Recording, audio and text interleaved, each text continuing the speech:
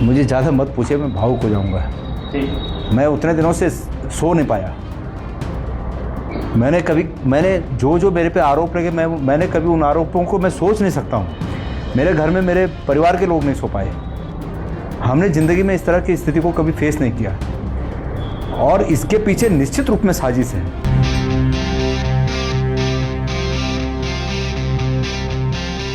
भरी press conference में कांग्रेस प्रदेश अध्यक्ष गणेश गोदियाल इमोशनल हो गए, रोने लगे। गोदियाल ने आरोप लगाया कि उनके खिलाफ साजिश हो रही है। राहुल गांधी के नाम पर ठगी करने वाला जो शख्स कनिष्क पकड़ा गया है, उसकी गिरफ्तारी के बाद गणेश गोदियाल मीडिया के सामने आए और बताया कि जब से उन पर झूठे आरोप लगाए गए, उनका परिवार तब से सो नहीं पाया है। मैं तो भाई कई दिन से सो नहीं पाया। जब मैंने मेरे बारे में अनर्गल बातें सुनी तो मैं चैन की नींद कई दिनों से नहीं सो पाया। लेकिन मैं अभी भी बेचैन हूँ कि ये जो पूरा वाकया है ये पूरा साफ होना चाहिए और जनता के सामने आना चाहिए। असल में भावना पांडे नाम की एक महिला ने कुछ दिन पहले गणेश गोदियाल पर गंभीर आरोप लगाए थे, जिसके बाद सोमवार 4 मई को वही भावना पांडे देहरादून पुलिस के पास पहुंची और राहुल गांधी का पीए बनकर कनिष्क नाम के शख्स ने 25 लाख ठगने का आरोप भी लगाया। अब मामला सामने आया तो सूत्रों के मुताबिक इसमें गणेश गोदियाल को प्रदेश अध्यक्ष से हटाने की भी साजिश की जा रही थी। खुद गोदियाल ने माना कि उन्हें भी फोन आया था।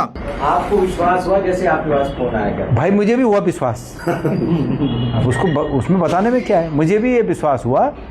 पर जब उन्होंने किसी दूसरे का नाम लिया कि उनके साथ सेटलमेंट कर लेते हैं, तब मुझे थोड़ा शक हुआ कि यार इतने बड़े जगह से कोई सेटलमेंट की बात करता है। गणेश गोदियाल ने कहा कि फर्जी फोन कॉल पर ही उन्होंने साफ कह दिया कि मुझे हटाना है तो तुरंत हटा दो, मैंने कुछ भी गलत नहीं किया। मैंने कहा भाई अभी हटा, कल हटाना तो आज हटा।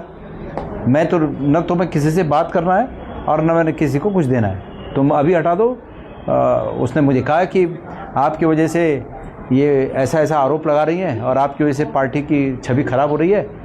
और मैंने कहा अभी हटा दो भाई, मुझे कोई दिक्कत नहीं। मैंने कहा मैं पार्टी के साथ हूँ।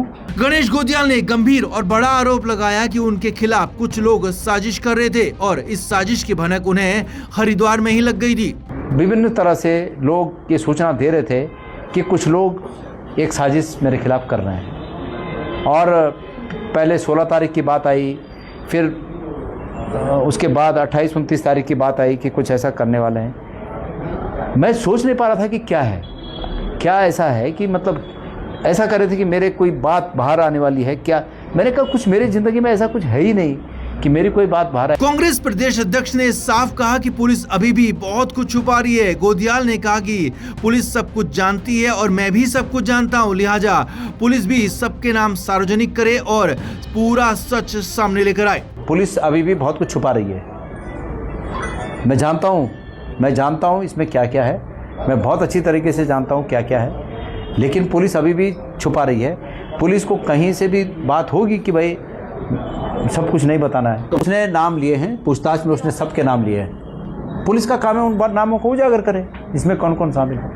मेरा कोई बात ही नहीं है। कांग्रेस प्रदेश अध्यक्ष गणेश गोदियाल पर लगे आरोपों के बाद अब पूरे मामले में यू टर्न आ चुका है। गोदियाल के खिलाफ हो रही साजिश का पर्दाफाश हुआ, ऐसा खुद गोदियाल का कहना है। तो ऐसे में अब सवाल ये है कि आखिर गोदियाल के खिलाफ साजिश कर कौन रहा था? क्या उनकी ही पार्टी के कुछ लोग थे या फिर बाहर से कोई साजिश कर रहा था? क्योंकि गोदियाल जिस तरीके से इमोशनल हुए, रोने लगे, उसने बहुत कुछ कह दिया। तो इसका जवाब अब आने वाले वक्त में मिलेगा।